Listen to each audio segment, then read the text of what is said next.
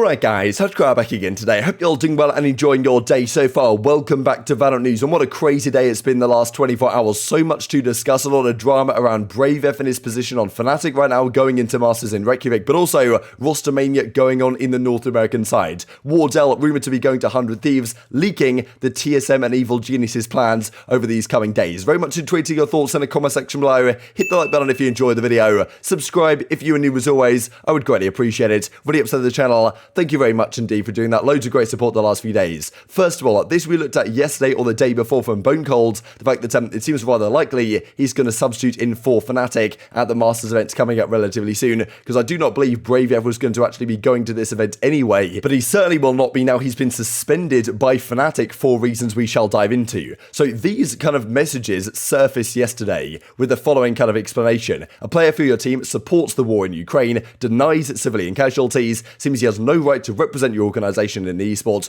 Pay attention, please. So these are the original messages here from BraveAF. I mean, we'll look at the translations here in a second, but this is what he has to say, just in case you guys speak Russian and can translate it maybe more accurately than Google Translate has, managed to do so far. So anyway, that was the original discussion, and then this guy was like, look, please, Valorant, Fnatic, like, what's going on? Suspend this guy. This is unacceptable, right? Now, of course, like, there usually is more to the story than meets the eye, and of course, you never really know how accurate some of these translations are being, but the first thing to mention, actually, before I do share these, is that BraveAF then went on to say, and I believe this has now been confirmed by the Ukrainian girl he was talking to in these messages, not even sure how these got leaked, to be perfectly honest, but these messages took place on February the 24th, I believe, very soon after the initial invasion was going on. So like, I think at that point BraveAF's opinion might have been very different to what it is today, and also you do have to, like, you know, I want to give him the benefit of the doubt to some degree in that within Russia itself, I'm sure what he's hearing and seeing, like, in terms of from the States, is going to be very different to what we might see in the outside world, especially back then when it was very new news. And of course, again, the translation might not be perfect, right? So like, these are the things you have to take into account, but this is what he has to say. People in the West have achieved the collapse of the USSR, now they want the collapse of the CIS region and all, and Ukraine succumbs to them.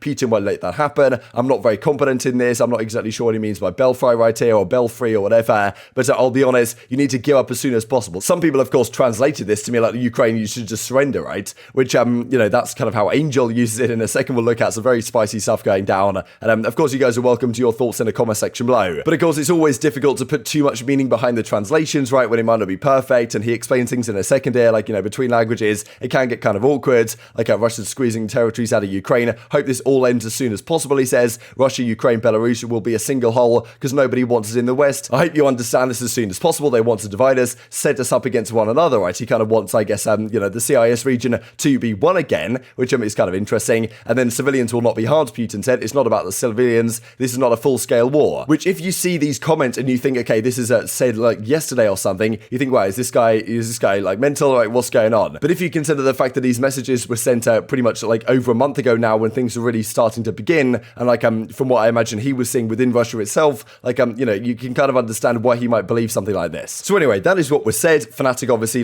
saw this, realized it. Okay, they suspended this guy. We'll look at it in a second. Angel, of course, Ukrainian player for FPX, says the following: some Russians think we should just give up as fast as possible, right at BraveAF? Well, this is your and your government's biggest mistake. You don't know anything about Ukrainians. So, well, you know, quite the base to take, to be honest, here from Angel. But, you know, BraveAF goes on to explain. Fnatic say the following: we are aware of the ongoing situation with one of our Valorant players, BraveAF, Russian player, of course. Effective immediately, he'll be suspended from pro play at Fnatic while we launch an investigation. That's what they plan to do. BraveAF, though, explains the situation. About the current situation, these screenshots are from direct messages of me and a Ukrainian girl. We had a little chat before the 24th of February, and I wrote to her in the morning of the 24th of Feb to know if she's alright. By that time, nobody knew what's going on. I wrote my initial thoughts and first impressions, and by that time, my knowledge was far from what I've learned after and since then, because I wasn't out to, you know, the politics stuff at all. You can clearly see on those pictures that I wanted this to end ASAP, didn't want people to get hurt, and by saying give up, I meant to put down this conflict so less people get hurt. I am for peace, he says. So this is the statement. Of course, I think the context is rather different when you know that these messages were sent a very long time ago. He goes on to say, never wanted it to be understood like that, never meant it like that, you know, peace. So, you know, very interesting stuff. Personally, I don't think this is something that should be unforgivable, but, you know, you guys, of course, can make your minds up in the comment section below. Let's bring the attention to North America then, to lots of talk lately as to what 100 Thieves are going to plan to do and what their roster might be going forwards. Wardell and Dephh right now at the top of the priority list, it seems, for 100 Thieves. Wardell coming in as the kind of jet opper. That makes a fair bit of sense at the present time. He's been streaming the last few days, and last night he revealed some major plans that some of their competitors potentially, if you just join 100 Thieves, are, well, looking to do over these coming weeks, especially with regards to TSM. As George Geddes points out,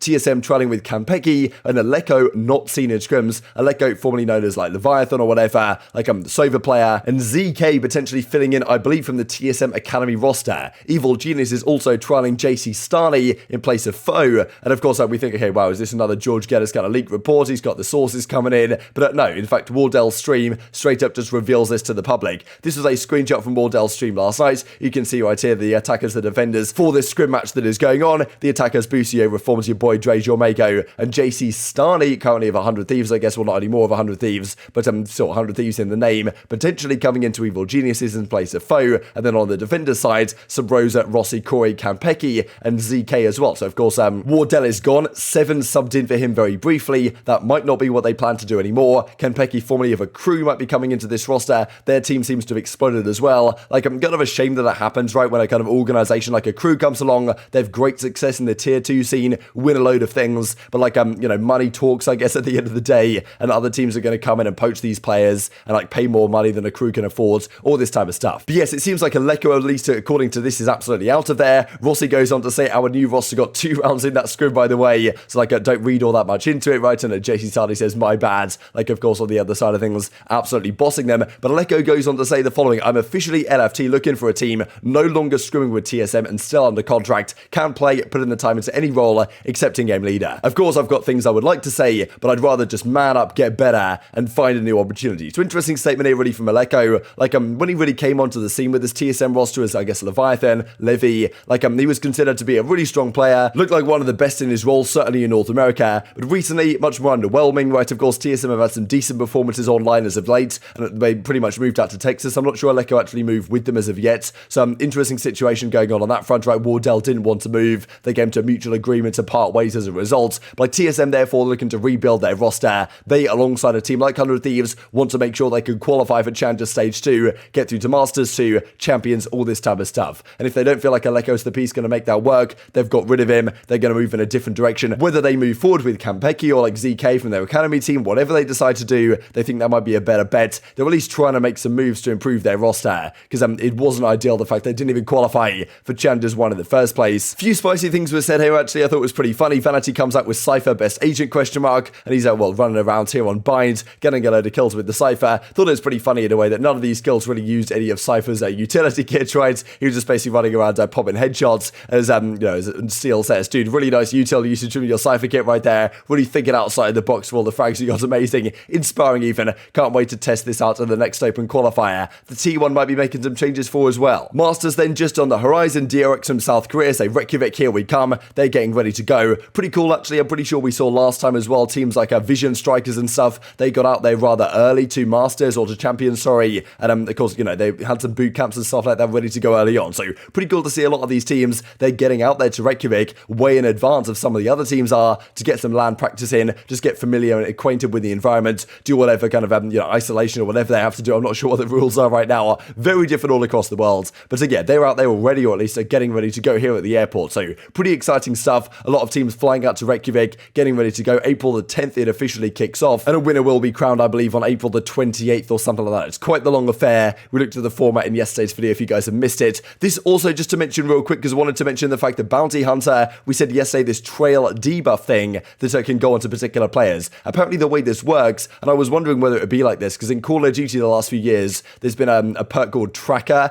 and basically like you can see people's footsteps outlined on the floor. I think also in Rainbow Six, the Jackal from Rainbow Six has been mentioned here. That if you debuff someone, they will like basically a trail of footsteps will go with them. I wonder what would happen if it's like a chamber or a Yoru, they do the teleport, like maybe they just, the footsteps disappear and reappear where they started again, probably something like that. But a pretty interesting way of getting information on these players that you can kind of see where they've been and then trying to figure out where they are from there. So maybe it's going to be good, maybe it's going to be bad, but sounds like a pretty exciting agent on the whole from my perspective. And just to finish this out with Scream, absolutely killing it on the Rays. Like, yeah, this guy might just be the greatest duelist player of all time. And very much intrigued to your thoughts and all this stuff in the comment section below. Hope you guys enjoyed the video. If you did enjoy it, hit a like button. And tell us YouTube gods, it's a good video. I'd also like you should see it as well. And I've grown the competitive Valorant community. Thank you as always, take care. And I will see you next time.